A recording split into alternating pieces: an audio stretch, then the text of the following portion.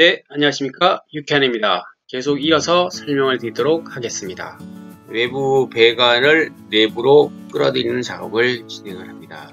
그리고 이 부분은 콘크리트 가장 바깥쪽이 지나다니는 부분인데 이쪽 부분을 위해서 자갈 다짐을 해야 되기 때문에 보온재로 보호를 해놨습니다. 자, 드디어 이제 설비에 대한 시공이 끝났고요. 자갈을 받아다가 다짐을 합니다. 현장이 이 안쪽에 대략 한 500m 정도 되는 위치에 있었기 때문에 1톤 트럭을 이용해가지고 실어가지고 다시 분해를 해야 되는 상황이었습니다. 근데 자갈을 받아다가 컴팩터로 자갈 다짐을 하고 있습니다. 자갈 다짐이 완성된 모습입니다. 파이프보다 보면 지금 테이프가 다르게 노란 테이프, 회색 테이프, 청 테이프, 빨간 테이프 이렇게 되어 있는데 실수를 하지 않기 위해서 이렇게 구분해서 테이핑을 했습니다. 노란 테이프는 오수, 회색은 하수, 그 다음에 여기에 보면 파란색은 찬물, 그 다음에 빨간색은 더운 물 이렇게 구분해서 했습니다. 그 다음에 유로폼을 시공을 이제 시작을 했습니다. 유로폼을 이렇게 바깥쪽으로 이렇게 쓰고 이때부터 이제 신경 쓰이는 것이 기초 콘크리트를 했을 때 외부의 면이 정확하게 떨어져야 되기 때문에 두부 자른 것처럼 정확하게 떨어져야 되기 때문에 이 부분을 굉장히 많이 신경을 써야 됩니다. 안쪽에다 비닐을 깔고요. 배근을 할 때 참고 도면이 되겠습니다. 하순 현장 같은 경우에는 도면 내에 이 내용이 포함되어 있지 않아서 포천에서 했던 걸 참고로 해서 진행을 했습니다. 그래서 HD16@250이어서 2형 철근 16mm를 사용을 했고요. 그 다음에 배근 간격은 250, 그 다음에 슬라브 부분은 이중 배근으로 했고 그렇습니다. 네, 차이가 나는 것은 지금 노출 부분이 지금 300은 동일하고요. 이 부분이 900 대신 이제 동결선 때문에 900 대신에 600이 됩니다. 그래서 총 600 플러스 300 해서 기초 콘크리트의 높이는 900으로 해서 지금 진행을 하고 있습니다. 밴딩기로 구부려서 시공을 했네, 그죠? 한 줄 주고요. 스페이스를 이용해줍니다. 띄운 상태에서 시공을 했습니다. 콘크리트의 피복 두께를 확보를 해야 되기 때문에 굉장히 중요한 부분이죠.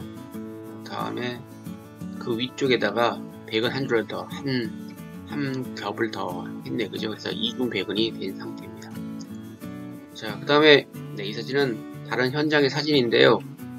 콘크리트를 치다가 옆쪽이 이렇게 터졌습니다. 유로폼이 터져가지고 이렇게 까내기를 했네요. 이런 부분들이 발생을 안 한다는 보장이 없죠.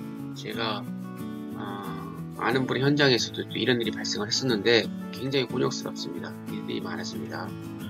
그래서 유로폼을 설치를 할 때는 브레이싱이라고 하는데 지지대 여트를 굉장히 많이 과할 정도로 튼튼하게 해주는 게 꼭 필요합니다. 네, 철근 배근이 끝나면 이렇게 철수를 합니다. 그래서 현장 정리에 대한 현장 청소에 대한 부분도 굉장히 중요하다고 집중을 하기 때문에 제대로 시공할 수도 있고 또 안전과도 직결되기 때문에 청소에 대한 부분도 신경을 써야 된다고 봅니다.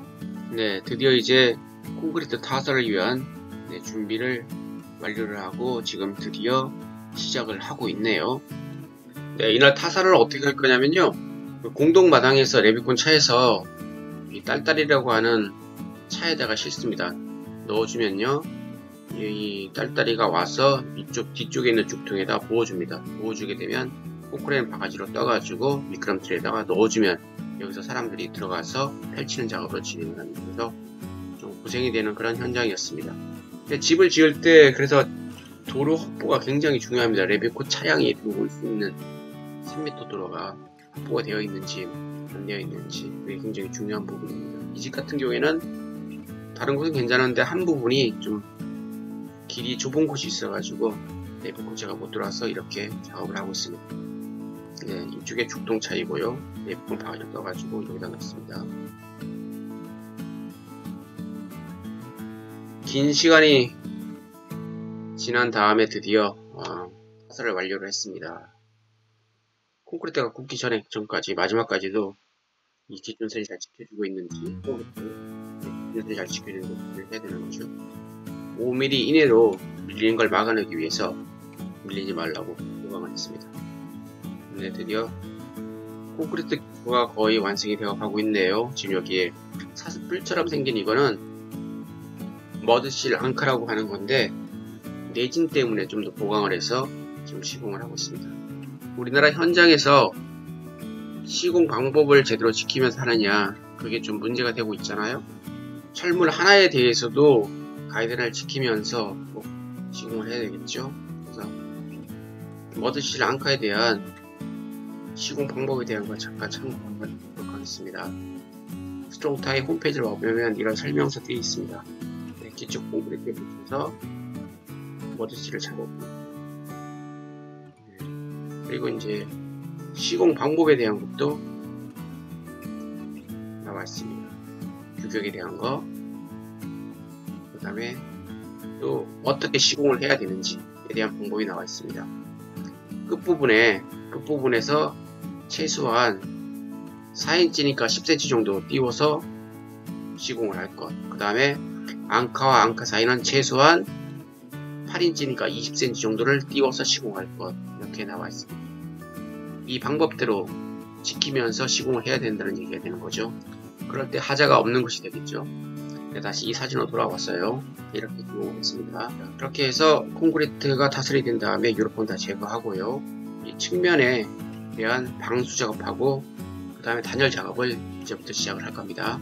방수는 아스팔트를 발라서 1차적으로 보강을 합니다. 네, 이렇게 기초의 옆쪽을 방수액을 다 바르고요. 2번 정도 발라서 충분하게 방수막을 형성하고 있고요. 다시 또 다른 사진 되겠습니다. 그 다음에 다시 방수 시트로 붙여가지고 방수막을 만들어줍니다.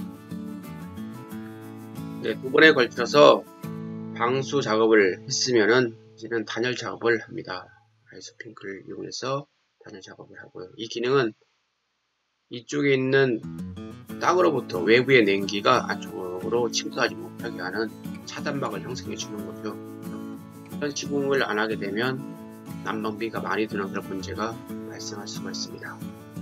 네, 다시 아이소핑크 위쪽에 빗물이 안쪽으로 침투하지 못하게 패치고요. 최종적으로는 프레싱 위쪽에 이지실 테이프를 이용해 가지고 밀봉 작업을 하면 이제 없던 것이 납니다.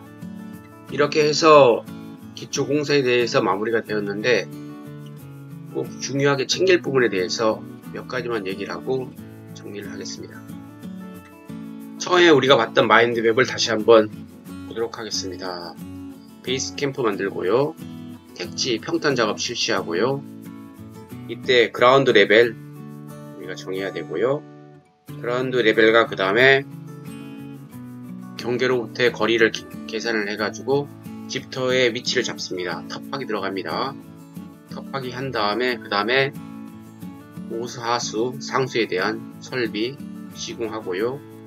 잡석 넣어서 다짐을 합니다. 그 다음에 기초 테두리로 유로폼 설치하고 그 안쪽에 비닐 깔고 단열재 갑니다. 그 다음에 철근 작업 시작합니다. 그 다음에 레미콘 타설하고 뜯습니다. 유로폼 뜯습니다. 측면 쪽에 아스팔트 도장하고 방수 시트 시공하고요. 그 바깥쪽에 다시 단열재 시공하고 위쪽 부분에다 프레싱 시공하고 위쪽에 테이핑 시공하면 이제 마무리가 되는 거죠. 자, 기초가 마무리됐으니까 땅을 옆쪽에 메우기를 하게 되면 기초 공사는 끝이 나는 겁니다. 중요한 것이 그라운드 레벨 정하는 것과 특히 텃파기 할 때 집의 터의 위치를 잡는 것, 이것이 굉장히 중요한 부분입니다. 만약에 시공을 했는데 기초를 다 만들었는데 그것이 옆집의 경계를 넘어섰다. 네, 그렇다고 할 경우에는 기초를 깰 수도 있는 거죠. 굉장히 중요한 부분이기 때문에 경계를 기준으로 해서 집터 위치 잡는 데 신경을 써야 되는 부분이 있고요. 그리고 기초 모양이 제대로 정확하게 나오기 위해서 신경이 쓰이는 게 레미콘이 밀리지 않는 거죠. 그래서 충분한 브레이싱 하는 것이 중요한 부분이 되겠습니다.